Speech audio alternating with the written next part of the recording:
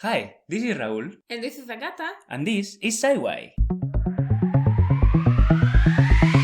Well, today we have a topic that it's, I think, really interesting, and it's something that maybe it will, raise a couple of questions within the Flat Earth community, especially because of its title.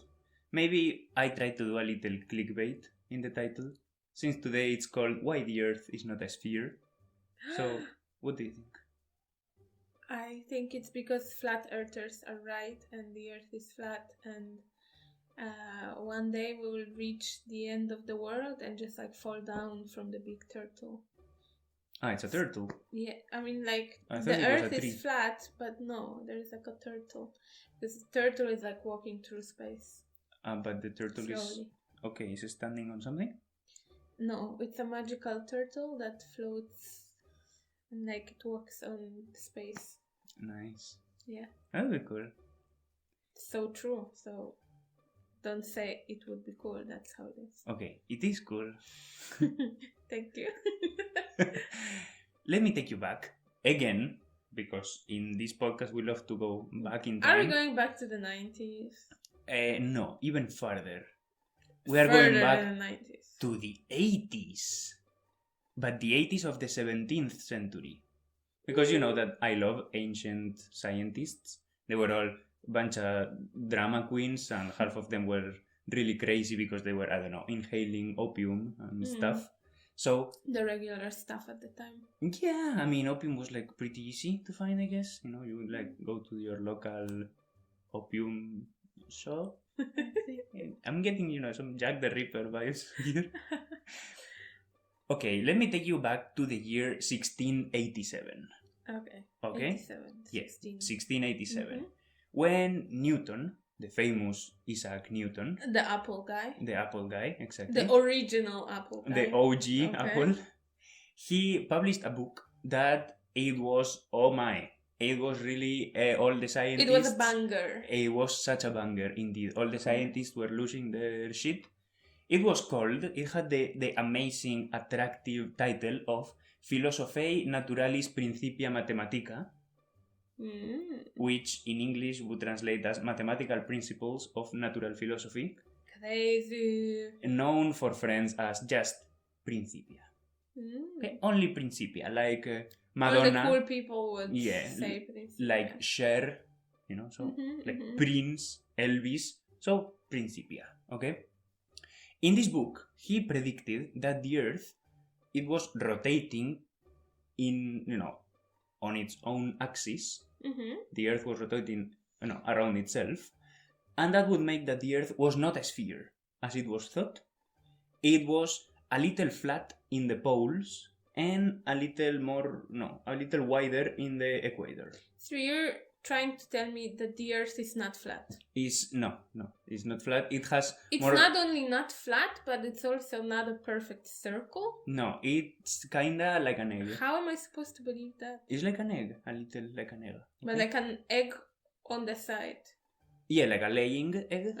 Okay. But that was the thing, because back in the day, people didn't know whether it was like an egg standing or like an egg laying horizontally. Okay? So Newton said that it was like an egg laying horizontally because it was a little flat in the poles, a little wider in the equator, and other fellas said that it was exactly the opposite. Now, who was right? Newton was famous because he was like, guys, this is my opinion. And he was, he knew his self-worth. He wouldn't argue.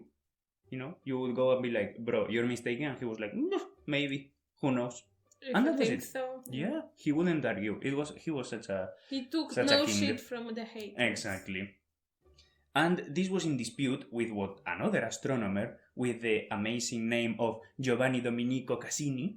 Giovanni. You tell me that you are named Giovanni Domenico Cassini, and either you are, soap opera actor or astronomer. There's nothing in between.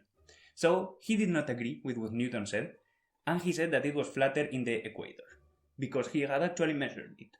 He made measurements on the ground, and his measurements said that it was actually, more narrow in the equator. That's a lot of measurements. Yeah, it was insane. It was done in France. You know that France was powerful back in the day. Not that nowadays it's not powerful, France, but you know. like, wasn't on the equator. No. But he did his measurements on French ground, okay? Like, now, let me explain you. Trust me, bro. The thing here is that this dispute lasted about 50 years because they observed that the pendulum will oscillate differently in the equator.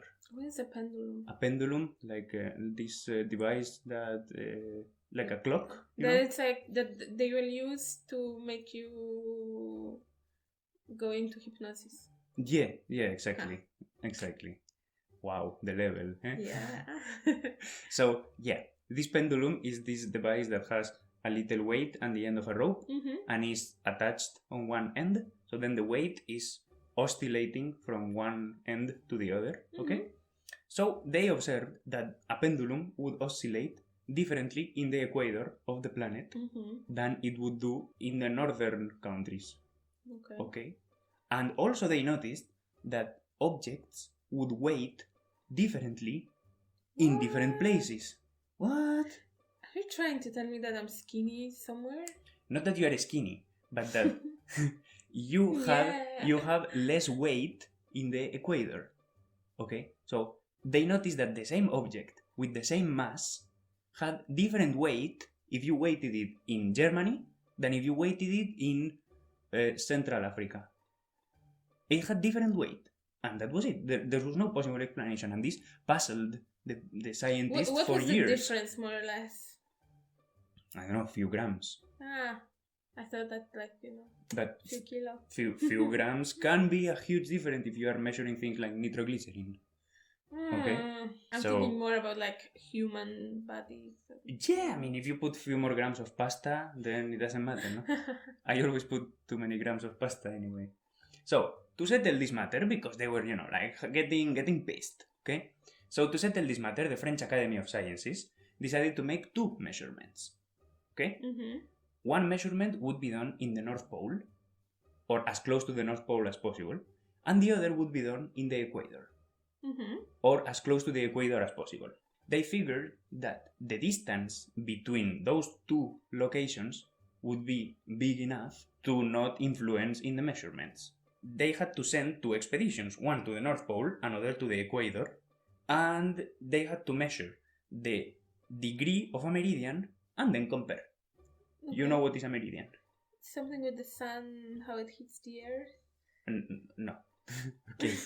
That's not it. Okay, a meridian, when you have the earth, imagine that the earth is like a basketball. Okay? And then you take a pen and you draw a line all around the basketball from the one point, go all the way around it, and then you will end up in the same place as you started, right? That is a meridian. Okay? It's as if you could flatten the earth and make it a circle. Well, I'm pretty sure I would know the word in Polish, but... For sure it's pretty similar, I guess. I don't know, but meridian, okay? So a meridian would be this circle that you can draw around the earth, and every circle has 360 degrees, right?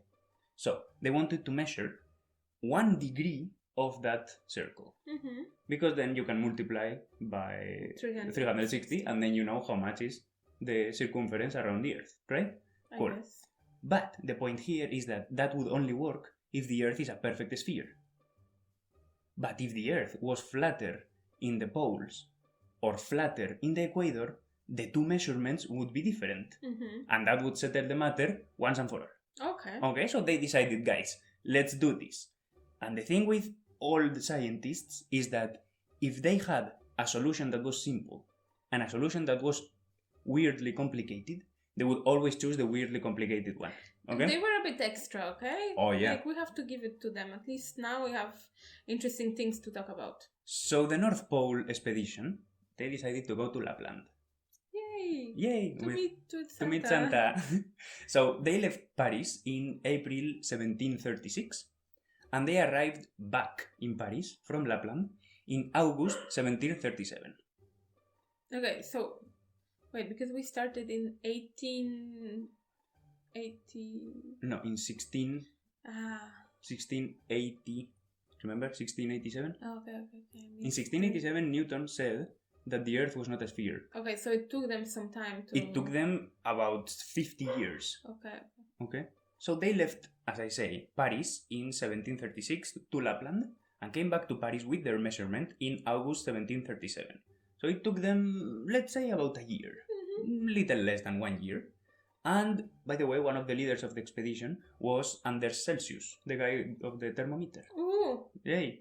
Okay, so they went to Lapland, did their measurement of the arc of the Meridian, okay? And that was it. They came back with their data, perfect. The other expedition decided to go to Peru, which Peru is as closest to the equator as they could get. Now, one might think, why it matters that they get close to the equator, right? Because they could have done their measurement in France instead of going to Peru, and still the two measurements would be different, right? Definitely. So, yeah, anyway, they decided to go to Peru. They left Paris in April 1735, and they arrived in Peru in June 1736. So it took them over a year to get there. It took them almost a year to get there. Ugh. And they were gone, in Peru, they were gone for 7 years. Wow. 7 years, okay? That's a very long Erasmus. 7 years is like... 7 years is what you are in high school, probably. Imagine all the things that you have gone through in high school. Well, maybe not in this country, but in my country, yeah. Everything that could go wrong for 7 years went wrong. It was horrible. Like, all the bad things that could happen to them happened to them, okay? It was the worst. Let me tell you. The expedition was led by these fellas. Louis Godin, I don't know, I don't speak French, so let's call him Godin. Pierre Buber and Charles-Marie Le Condamine. Those were the three heads. Charles-Marie? Le Condamine? Yeah. You know, they were all scientists, so they had to sound impressive. But it was more than just those three guys. Yeah. No, these were the heads of the expedition, these three guys. They left Paris in April, and they met in Cartagena, Murcia, in Spain, in November. They left Paris in April and they arrived to Cartagena in November. How? I don't know, they were not really good explorers. They were like walking from Paris to Spain? I mean, like... Yeah. I know it was... different century, but like... Probably they were, in this carriage. Yeah. And shady. They met in Cartagena in November with 2 Spanish officers from the Navy that would go with them. This was a political arrangement only because back in the day, Peru was under Spanish rule. So they needed Spanish permission, and the Spanish crown wouldn't let some French enter in their territory overseas in their colony without the supervision of some Spanish officers. So these 2 officers went with them. We will later talk about them because, oh my god, what happened? It's insane. So let's start with Louis Godin. He was 31 years old when he left, and he was the son of a very respectable lawyer. That doesn't sound bad. Yeah, I mean, it was okay. And he did his job in the expedition, but after the expedition finished, 7 years later, they were gone for 7 years, I mean, he decided to stay in South America and do scientific research. He said, I'm not going back, fuck it. He didn't cross half the world to just come back, So he stayed to do scientific research, but the French society did not agree for him to stay there, so they stopped paying him his salary. So he had to use his own savings to stay there, which eventually they finished and he was broke. Well, he was broke in a foreign country. Find a job across the world. So luckily he was very good mathematician. So he was named maths professor and major cosmologist. Okay. Major cosmologist, which implies the existence of a minor cosmologist, I guess, in the University of San Marcos. And while he was there, he survived an earthquake in Lima, the capital of Peru, in Lima in 1746. He survived an earthquake, which was like, oof, that earthquake made him think, okay, maybe I will leave this country. So then he left, because he was scared of the earthquake, and he came back to France in 1751. And then there was an earthquake. And then he discovered that since there were no money in his account, the French society had removed his membership, and he had even thought to be dead. So he was declared dead. Because, I mean, he was not... Because he's been gone for He was not answering the calls. Years. Exactly. So he was gone for like, I don't know, a long time. So everyone thought that he was dead and they had forgotten about him. So his family had taken all his money and used it to invest in crazy businesses that, of course, they went broke. So wow. After being gone for such a long time, he arrived back to France to discover that his family had, wasted all his money and he had literally nothing. He was not even a scientist of the French society. Wow. So he was like, fuck, now what? This expedition costed him everything that he had in his life. He was, luckily appointed president of the Naval Academy of Cádiz, thanks to the friendship that he made with these naval officers that went with them. Remember them? Yeah. So he was appointed president of this Naval Academy in Cádiz. And in 1755, he traveled to Portugal, where he survived another earthquake. I knew that there will be another earthquake. And then is when we lost track of him. Nothing else is known after that. Did he die? It is thought that he stayed as president of the Naval Academy and, for the rest of his life. And he had apparently no other, special data or success or anything like that. Very low profile after that. Okay. However, for this French expedition, which, by the way, had the official name of the Geodesic Expedition, Oui. he recommended that his cousin, Jean Godin, will go with him. Mm-hmm. Okay? So he went to Peru to do these measurements with his cousin. Now, the story of his cousin is really amazing. His cousin Jean joined the expedition, okay? And he was, a young man, and he was there only because his cousin was one of the heads of the expedition. So he was like, oh, come on, cousin, gonna be fun. So he went. It was everything but fun for him. It was fucking horrible and a terrible nightmare.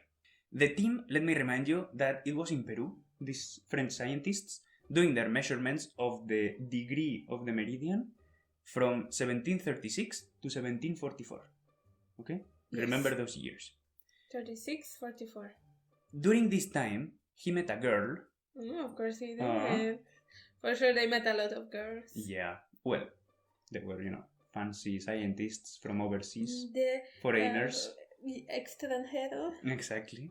So, he met a girl named Isabel Grameson, who was the daughter of Pedro Grameson y Bruno, manager of the city of Riobamba, which was a Spanish colony. Okay, should it tell me anything? Well, he was a hotshot from a rich family and had a beautiful daughter. And when Jean Godin saw her, he was like, oh yes, this is the one. Marry her. She was 13 years old. Oh, not that fun anymore, eh? Jean, how about you put a stick up your ass? So, he told the rest of the science team to go fuck themselves, and he ran away with this girl and had the intention to marry her. They were deeply in love. Mm-hmm. So much. So they actually... you usually are with a 13-year-old. They actually ran away. He left the team and could not be, convinced to come back. Mm-hmm. And then he accepted a position as professor of astronomy and natural science in Quito. They married in December 1741 when she was 14 years old. Wow. And the guy was in his 30s. Okay? Of course he was. Of course. I'm sure he was older. Jean, as I tell you, he never came back with the team. He was like, fuck it, whatever your expedition, I don't care. So they were married, and then 2 years later, now we do like a jump in time, and 2 years later, he decided that he didn't want to be a professor in the University of Quito anymore. He quitted his position because the money of the family of his wife was enough to sustain both of them comfortably. And then he was like, why would I work if I have money? Obvio. So he decided that he can focus only in his scientific research. So now it is the year 1749. Mm-hmm. His dad... Long after the expedition finished. Mm-hmm. Yeah, exactly. So his dad had died, so he decided that he had to come back to France with his family because his dad had died. So he said to his wife Isabel, let's go to France because my dad is dead. And she was like, okay, so let's go, So they actually decided to go. But, this is the 18th century. It's not that easy to travel. It's not like, call the, ancient Uber, the proto-Uber, and let's go. No, it was not like that. It was actually really difficult and very hard way. So, what he planned was to travel alone from Quito to Cayenne in the French Guiana. Okay. So, he decided to travel to Cayenne alone, crossing the French Guiana via the Amazon River to test if the journey was hard or no, how hard it was the journey. But I hope he wasn't like going in a one-person kayak in the Amazon River. I don't know. He was probably, using like horse, kayak or something like that. He was a fancy boy, so maybe like an actual boat. What he wanted was to test if the trip was safe to be done with his wife and his children, because he had 2 kids with her, and make the necessary arrangements with the French authorities to guarantee their safe passage back to France. Sure. Okay. The problem here is that once he arrived to Cayenne in the French Guiana, he saw that the Portuguese and the Spanish colonial authorities would not let him cross the territory. What? Because he was a French, crossing Portuguese and Spanish territories. So they were like, oh, mister, where are you going? And he was like, no, but I want to cross to come back to France. I was like, suspicious. What is a French guy doing here? Like, in the middle of the Amazon River? Are you sure you're not a spy? So they wouldn't let him cross through their territories. He didn't want to come back to France. I mean, he could have gone through other ways, but this was the safest way. So he didn't want to come back to France without his family, obviously. So he was like, okay. So then he stayed in the French Guiana as a resident, not really a citizen, and where the authorities could keep an eye on him. Lord. And obviously he didn't come back because the trip was hard. It was difficult. It took him several months to arrive to the French Guiana. So he stayed there writing plea after plea to France to, make someone convince the authorities. Exactly, to pick him up, to convince the authorities that he can cross, okay? It's your boy Jean. So what's up? he only wanted to come back to Riobamba, but he found himself in a situation in which he was kind of trapped in this French Guiana, where he couldn't go to France. They wouldn't allow him to leave the French Guiana to come back to Riobamba with his wife, plus the way was really hard. So he was literally trapped there. Remember Charles-Marie de la Condamine? Oui. That fella? La Condamine eventually wrote on his behalf to the Portuguese king, because La Condamine was a military officer. So he had power, he was high rank. So he knew the fellas, he had influence. So Le Condamine wrote on behalf of Godin, exactly, to the French king, the Portuguese king, so the king would let Godin cross the territory so he can, go back to France. The king was like, now it's a good thing to be friends with the French, so he was like, okay, I give you my permission. And not only that, but in the year 1765, 65! Exactly. I mean, that is a long time. What? So he left in... Godin's dad died in 49. And now we are already in the year 65 that he was trapped in the French Guiana without his family, all alone, okay? What? Just trying to get out. Yeah. So... those were the days. Indeed. So in the year 65, the king ordered a ship with 30 sailors to take Godin back to his wife. Okay? Godin... What a useless trip. He didn't like Portuguese at all. And he had written a lot of insults against the Portuguese in the shape of letters that he was, mailing to everyone who was interested to read them. So he was suspicious that the Portuguese king, after not letting me passing through his territory, would now order a ship with 30 sailors? That is super expensive. So he was like, suspicious. So when it was the time to cross the Amazon, he left. He left in the first port, and they couldn't find him. He was just like, I will leave now because they will probably take me to jail. You know? So he thought that he was going to, be thrown in jail. So he left. And the fucking Portuguese king and La Condamine were like... Yeah. I mean, really? Jean! So the captain of the ship knew that he had left, and he was like, it's not my job to find him. My job... No babysitting. My job is to take this ship all the way up through the Amazon to Riobamba to meet his wife. And he did so. Mm-hmm. And so he did. He took the ship and he was waiting there for years.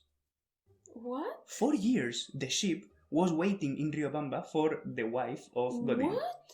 Okay? What? Those were the dates. I mean, like, what the fuck? I don't know. It was just like that. 4 years. Okay, people lived for like 50 years if you were lucky, and then they would spend 4 years just waiting for someone's wife to say like, oh, you know your husband? We don't have him. Those 50 years were full of adventures though. So, when Isabel, wife of Godin, heard the rumor that the ship was waiting for her to take her all the way down the Amazon, she sent a servant named Joaquin. She sent Joaquin and a couple of other servants to investigate whether it was true or not. Turned out that it was true.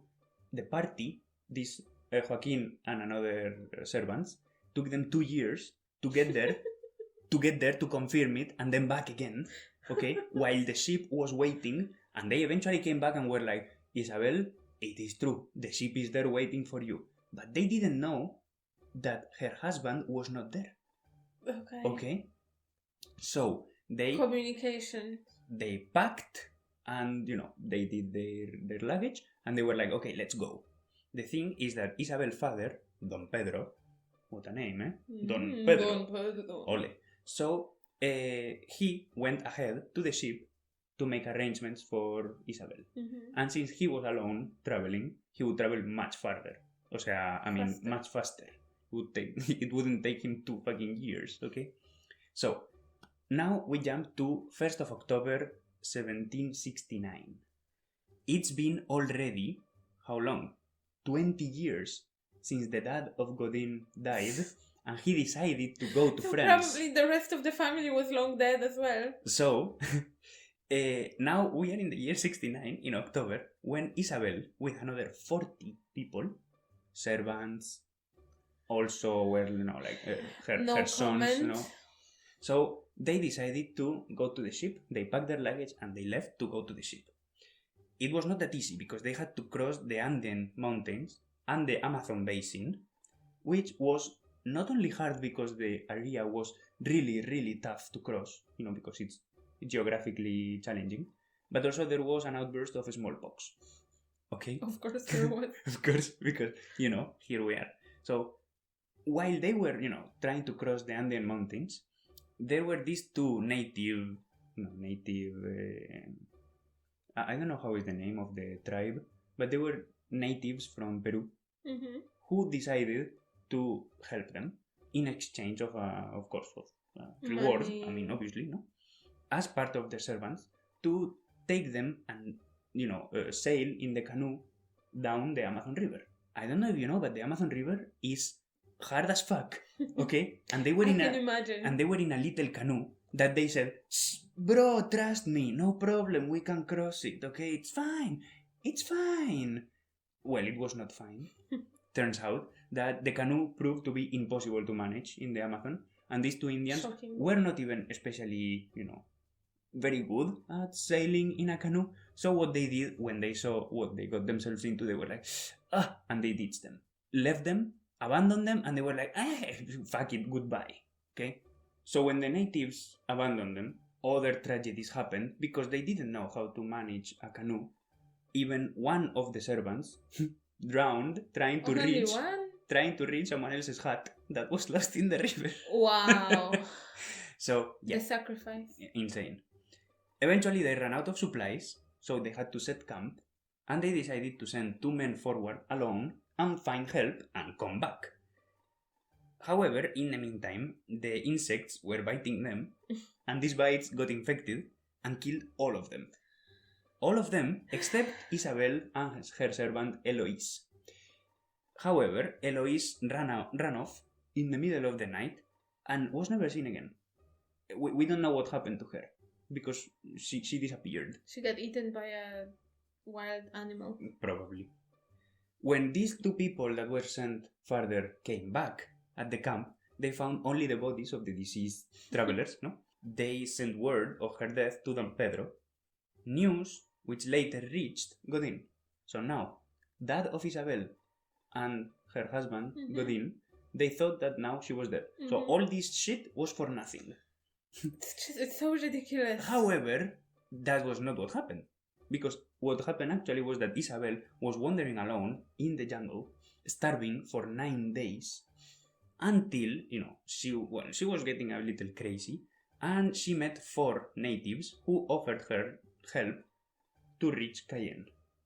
They actually helped her, and she was able to reach the ship with the help of these natives. And the story on how she made her way through the Amazon jungle, killing 40 people on the way, including her own children, it became famous. However, this has a happy ending, because on 22nd of July 1770, Isabel and Jean were reunited in the town of Oyapoc after more than 20 years of, being separated. And they remain in Guillén for a few more years, because after that I guess that you're pretty tired and you want to chill.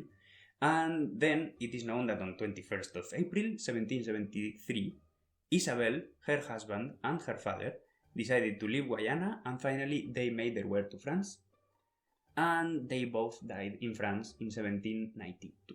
All of this wouldn't have happened if the cousin didn't agree to go on the motherfucking French expedition to Peru to measure how big is the Earth. Or if he wouldn't run off with a 13-year-old girl. Another head of the expedition was Pierre Buber. He was 37. Oh, what an old fella. His dad was a professor of hydrography, and it is known Pierre, was known to be the brightest mind of his generation. He was so good that when his dad retired as professor, he took his job when he was 15 years old. Wow. Insane. Yeah, he was amazing. When he was 29, he won an award of the Scientific Academy with Leonhard Euler. Euler, another very famous mathematician. And he won another 2 awards for his doctoral thesis. But the weird thing about him is that he loved long titles. So, for example, one of his papers is known on the best method this far to observe the height of the stars in the sea. And another is on the best method this far to observe the variation of the compass in the sea. He really liked long titles. On the best method this far to write a very long title for a very simple topic. Exactly. And then, he of course joined this Peruvian expedition, because why not? Because it was so bright. And he was away for 10 years. What could go wrong? He was gone for 10 years doing research. For 10 years on a 7-year expedition. Exactly. He was, he did 3 more because why not? And then he published a book with all his research and all his findings. The book is this thick. It's super, super long. And of course, it has a very long title. And the first 2 pages is the title. Well, the title is insane. It's called The Figure of the Earth Determined Through the Observations of Monsieur Bouguer and Le Condamine of the Royal Academy of Scientists, sent by the King to Peru to observe around the equator, with an abbreviated relation of this trip, which contains the description of the country in which the operations were made. That's the title. It sounds like a abstract. Yeah, he was a strange man. Another of the heads was Le Condamine. Le Condamine? Yeah, he was 34. He was military official by career, but a scientist in heart. Ugh. He was famous for being, having a really strong character and being basically an asshole. Okay, he was such an idiot. A military service. He was such an idiot that already in the at the beginning of the trip, he argued with the 2 Spanish officials, who were going with them. Those naval officers. That were supposed to safeguard their access to Peru. They were like their hosts. And he already argued with them at the beginning of the trip, just because he didn't agree with their opinions on the pyramids. What was their opinion? I don't know. They were talking about the pyramids and he was like, oh, you're such idiot, You don't do that to the fella that is supposed to say, this guy... You don't say it to a Spanish man. Well, to begin with, you don't say that to anyone, but especially over something like the pyramids. So what the fuck, But even less to the military official that is supposed to take you to the country where you want to do scientific research. So, well, already that. When they arrived in Peru, he somehow, we don't know how, he provoked the locals and they had to run away from the village where they were staying, chased by a mob armed with sticks and stones.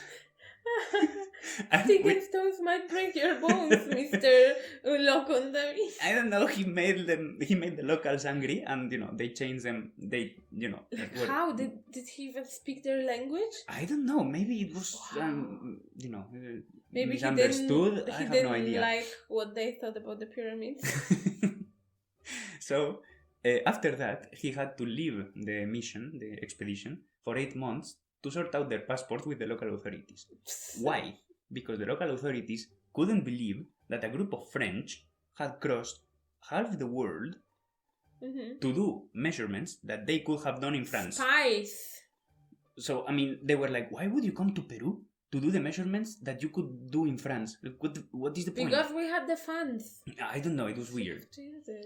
And later, he argued with the other 2 heads of the expedition, of course he did, Godin and Buber, eventually leaving them and continuing the research on his own, alone. Finally, he came back to Paris on 1744, and he published a lot of research that he had done, on the go, including the discovery of rubber and the use of quinine to treat malaria, which remained as the main treatment against malaria for 200 years. Yeah. So, he was an idiot, but he was a smart idiot, okay?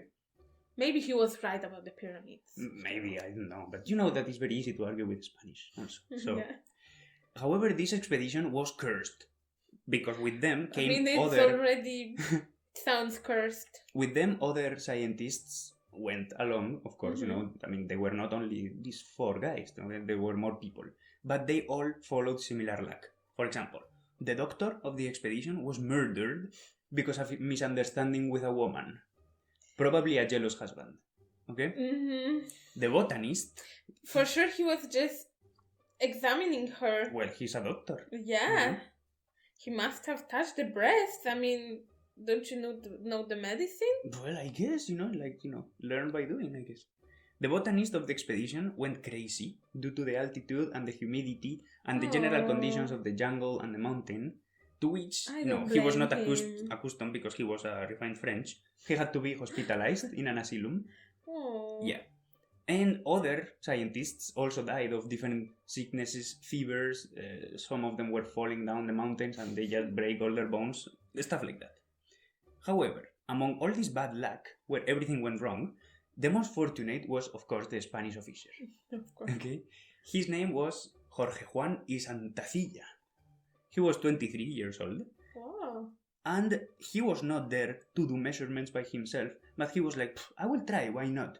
So he actually helped to do the measurements, and his measurements were the most accurate of all the other measurements that were done. Okay? All the geniuses and some Spanish teenagers doing the job. Exactly. He did the measurement of the degree of the meridian, but he was only a guest in the party, so he got no recognition for it. Aww. He just, did the measurement, helped, and they were like, thank you, bro, I will take it from here. Okay? So he received no recognition for it. However, we know that he helped and that his measurement was the most accurate, and eventually his measurement of the degree of the meridian was used to determine the distance of 1 meter, which is the basis of the international system of units. Okay? Well done, boy. His career, the career of this boy, is really long and complicated, but very successful, very interesting, but not scientific, only military. And it's so interesting that at some point he was even a spy for the Spanish crown in the British Navy. We knew it. They knew that there are spies out there. But he was a spy in the British Navy. He taught himself English to be a spy in the British Navy. Really interesting fella. But that was his luck. What was his name? His name was Jorge Juan y Santacilia. So Google him. Yeah, it's really cool. His Wikipedia page is a long ride. Another of the fellas that went with them, the other naval officer, another Spanish, was Antonio de Ulloa, who was 19. Whoa. 19 years old. And when he arrived in Peru, he was imprisoned due to discrepancies with the president of the court of Quito, which is some kind of judge. Okay. Again, arguing about pyramids, I believe. He was imprisoned for the whole duration of the expedition. Wow. So he was in jail for like 7 years. Okay. So good that he got out at the time to yeah, at least he didn't catch a fever or something, no? So when he was coming back to Europe, his ship had to leave the other ships of the expedition because there was a breakdown.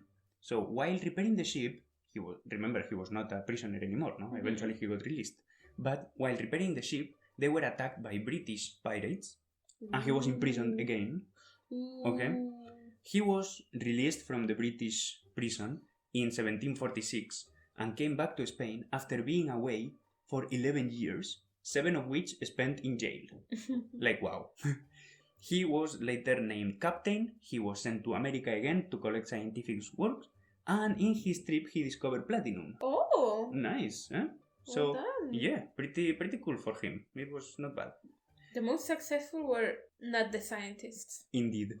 Why am I not shocked? I don't know, because, I don't know, it was a strange trip. To sum up, because maybe you got lost in all these adventures. Yeah, like... They had to prove whether Newton was right or wrong, if the Earth was flat in the poles or not. Okay? Did they manage to actually prove anything? They did, but listen. They had chosen to do their measurements one of the hardest places on Earth to cross.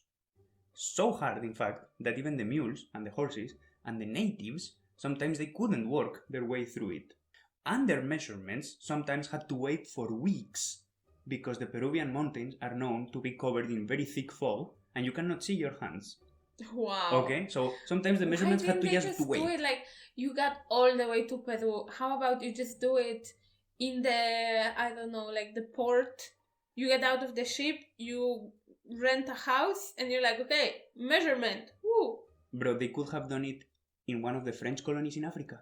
I mean, they could have done it anyway. Because that is also close to the also close to the equator, and they wouldn't have problem with passport, language, port authorities.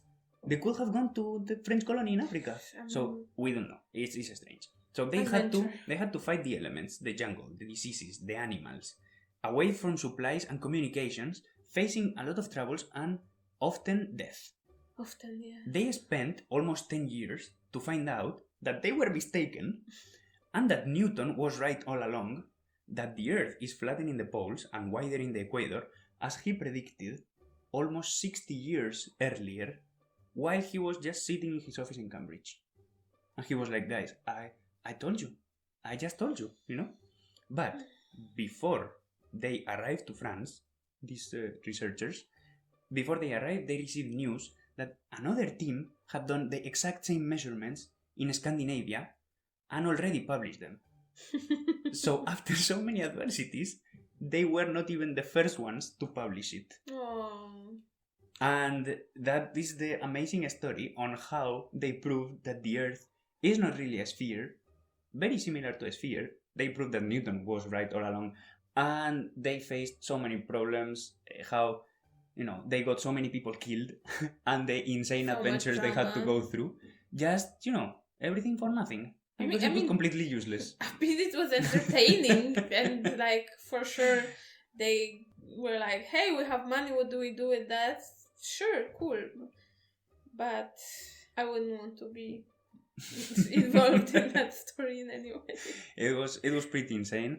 And the worst thing is that if only it had, you know, been useful for anything. Yeah. But like it wasn't. It was terrible and totally useless. Like, you can go through so much trouble, but, like, the feeling that at the end of the road there is something for you, like there's like someone waiting for you in Paris and they're like, yes, you helped us, maybe it's not what you intended, but you've proven something. Nah. Totally cool, for cool nothing. stuff, but you know, like no one cares anymore. Yeah, we moved on from the topic. Exactly. And that is the story of this week. I hope that you enjoyed. I enjoyed. But for sure, Jean Godin did not enjoy. Poor Jean Godin. At least he had a happy ending. I must Google Imagine, that guy. Bro, being away 20 years, trying to just get to your country. It's terrible. Let's finish here.